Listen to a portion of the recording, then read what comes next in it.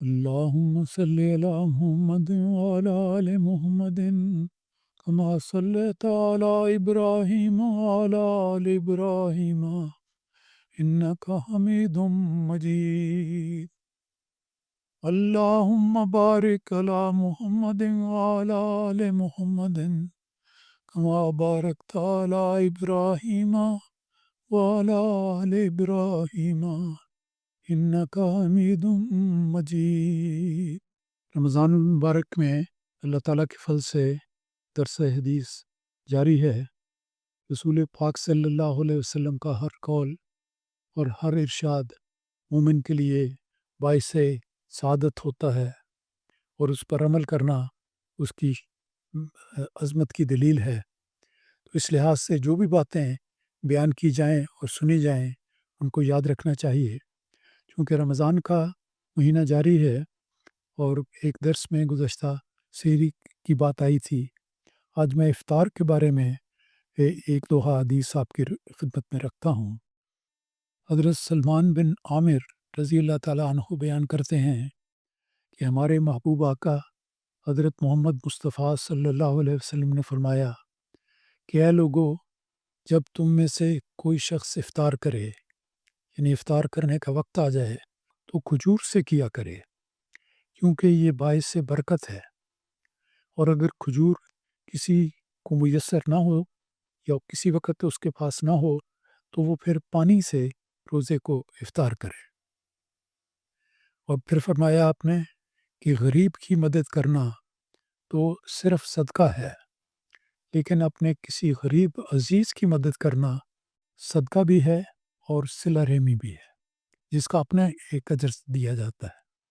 تو اس حدیث سے آپ نے پہلے بھی سنی ہوگی، بڑی حکمت کی باتیں ہیں، اور انسان اگر غور کرے تو رسول پاک صلی اللہ علیہ وسلم کے ہر ارشاد کے پیچھے اللہ تعالیٰ کی تعلیم اور تائید کا اشارہ ہوتا ہے، اور آپ کی ہر بات میں ایک حکمت اور دانائی کی بات بیان کی جاتی ہے۔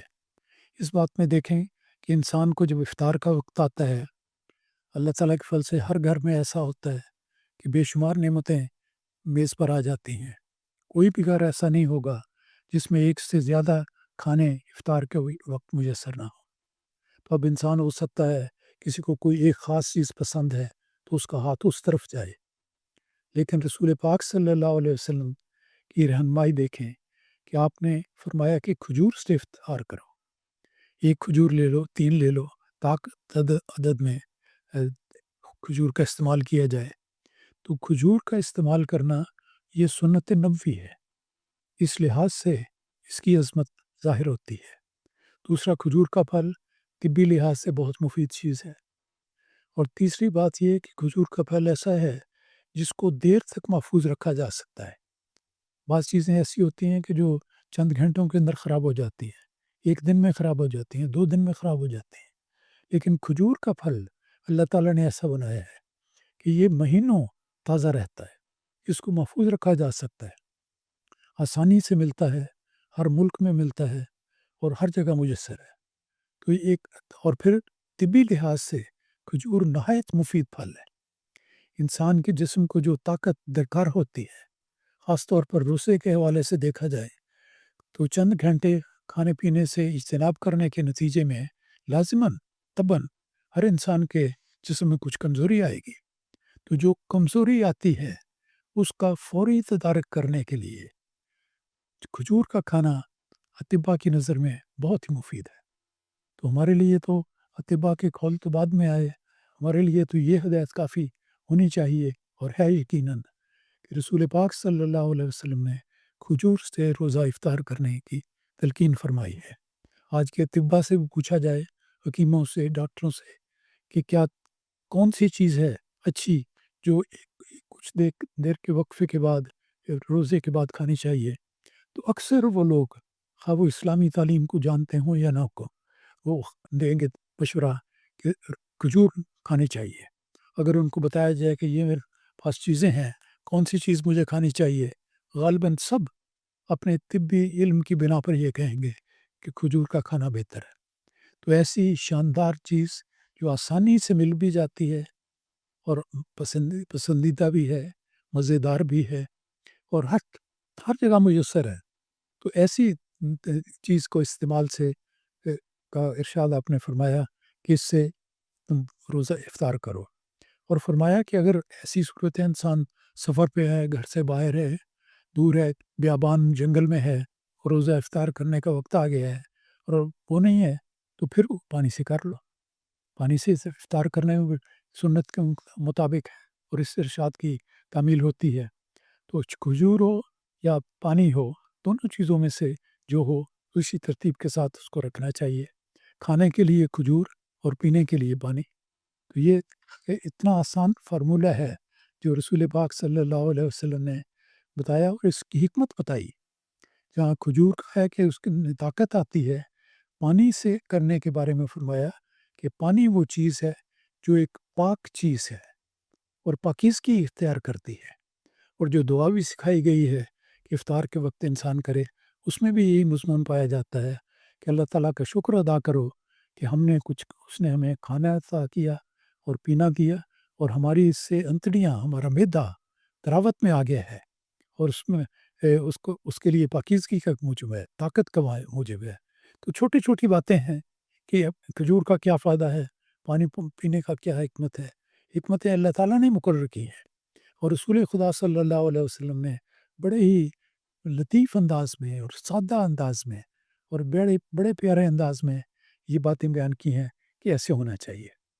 پھر افطار کے وقت میں انسان کو اپنے کھانے کا خیال آتا ہے، تو اس موقع پہ رسول اکرم صلی اللہ علیہ وسلم نے، جو انسانوں کی نفس کے بہترین ماہر تھے، نباز تھے، وہ جانتے تھے کہ انسانی فطرت میں اور خیالات میں کیا باتیں آتی ہیں، تو انسان اپنے کھانے کا فکر کرتا ہے۔ اس موقع پر رسول پاک صلی اللہ علیہ وسلم نے فرمایا، اور آپ کے الفاظ کا ترجمہ یہ ہے کہ غریب کی مدد کرنا تو صرف صدقہ ہے، لیکن اپنے کسی غریب عزیز کی مدد کرنا صدقہ بھی ہے اور صلہ رحمی بھی ہے۔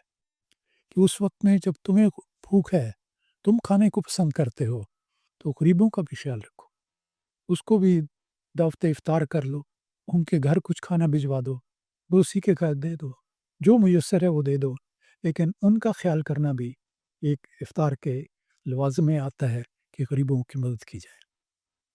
ایک دوسری حدیث بیان کرتا ہوں، حضرت زید بن خالد جہنی بیان کرتے ہیں کہ رسول اللہ صلی اللہ علیہ وسلم نے فرمایا کہ جس نے کسی روزے دار کا روزہ افطار کروایا، یعنی اسے روزہ رکھنے والے کے برابر ثواب ملے گا، لیکن اس سے روزہ دار کے ثواب میں کوئی کمی نہیں آئے گی۔ بڑی پرلطف اور پر حکمت بات رسول پاک صلی اللہ علیہ وسلم نے فرمائی کہ انسان اگر روزے دار کو روزہ کھلواتا ہے تو اس کا ایک ثواب ہوگا، لیکن کوئی فکر کرے کہ اس سے میرے ثواب میں کمی آ جائے گی، یہ نہیں ہوگا۔ دیکھیں کیا پیاری باتیں ہیں کہ رسول پاک صلی اللہ علیہ وسلم کے مبارک زبان سے صادر ہوئی ہیں کہ انسان کو اللہ تعالیٰ دیتا ہے، اللہ تعالیٰ کسی کا فیض اور اس کی برکت روکتا نہیں۔ تو فرمایا کہ تو غریب کا کسی اور کا روزہ افطار کرنے کا ثواب ہوتا ہے، لیکن روزہ دار بلواتا ہے، اس کے اپنے ثواب میں کمی نہیں ہوتی۔ اس سلسلے میں ایک اور بات بڑی ہی ایمان افروز ہے کہ نبی اکرم صلی اللہ علیہ وسلم کی زوجہ مطہرہ حضرت عائشہ صدیقہ فرماتی ہیں کہ ان سے ایک غریب عورت نے سوال کیا۔ اس وقت آپ روزے سے تھے اور گھر میں سوائے ایک روٹی کے کچھ نہ تھا۔ آپ نے اپنی خادمہ سے کہا کہ وہ روٹی اس غریب عورت کو دے دو۔ وہ خادمہ کہنے لگی کہ خود آپ کے لیے تو کوئی چیز موجود نہیں، اور آپ کس چیز سے روزہ افطار کریں گے؟ اب حضرت عائشہ صدیقہ رضی اللہ تعالیٰ عنہ کا جواب سنیے۔ حضرت عائشہ نے فرمایا اس خادمہ سے کہ تم وہ روٹی اس غریب عورت کو دے دو۔ وہ خادمہ کہتی ہے کہ میں نے وہ روٹی آپ کے ارشاد کے مطابق اس غریب عورت کو دے دی۔ جب شام ہوئی، اب دیکھنے کی وہ بات ہے کہ ایک روٹی ہے جو صدقے میں دے دی گئی سوالی کو، تو جب شام ہوئی تو کیا ہوا؟ اللہ تعالیٰ کے فضل کا نظارہ دیکھیں۔ جب شام ہوئی تو آپ کے پاس کسی عزیز نے یا کسی اور شخص نے بکری کا کچھ گوشت اور اس کے بازو کا ایک حصہ بطور تحفہ بھیجی دیا۔ یہ دیکھیں ایک نیکی انہوں نے کی، اللہ نے فوری طور پر ان کے لیے غیر معمولی بدلے کا سامان انتظام کر دیا اور بہترین کھانا آپ کے لیے مہیا کر دیا، اور اس کے بعد آ گیا یہ کیفیت دیکھی، یہ اللہ تعالیٰ کا احسان آپ پر ہوا۔ تو آپ حضرت عائشہ رضی اللہ تعالیٰ عنہ نے اس خادمہ کو بلا کر فرمایا، لو تم کھاؤ، یہ تمہاری روٹی ہے اور تمہاری روٹی سے کہیں بہتر ہے۔ کہ آپ نے خود بھی اس میں سے تناول فرمایا ہوگا، لیکن اس خادمہ کو دیا کہ تم بھی آؤ۔ تو یہ اس ایک حدیث میں جو بہت ہی معنی افروز ہے، یہ دونوں پہلو آتے ہیں کہ انسان کو جہاں اپنی خوراک کا خیال رکھنا چاہیے اور روزے کے وقت میں بھی خاص طور پر خیال ہوتا ہے، لیکن دوسروں کی مدد کرنا اور اپنی ضرورت کو پس پش ڈالتے ہوئے دوسروں کی خیر خواہی کے لیے قربانی کرنا اور ان کے لیے کھانا مہیا کرنا، یہ ایک بہت بڑی نیکی ہے، اور یہ بھی رمضان کے ان اسباق میں سے ہے جو اللہ تعالیٰ نے رمضان کی عبادت مقدر کی ہے، کہ انسان کو جب خود ایک تھوڑے وقت کے لیے بھوک کا مزہ چکھنے کا موقع ملتا ہے تو احساس ہوتا ہے کہ بھوک کی حالت میں انسان کی کیا کیفیت ہوتی۔ پھر اس کے بعد جب وہ انسان کسی نادار کی مدد کرتا ہے تو اس کو اللہ تعالیٰ بہت زیادہ دیتا ہے، اور نادار بھی دعا کرتا ہے اور اللہ تعالیٰ اپنے فضل سے اس کو نوازتا ہے۔ تو روزے کی خوبیوں کا تذکرہ تو لامحدود ہے۔ آج کے درس کو اسی پر ختم کرتا ہوں کہ اللہ تعالیٰ ہمیں نیکی کے ہر دروازے سے آگے بڑھنے کی توفیق عطا فرمائے اور اپنے فضل سے قبول فرمائے۔ آمین۔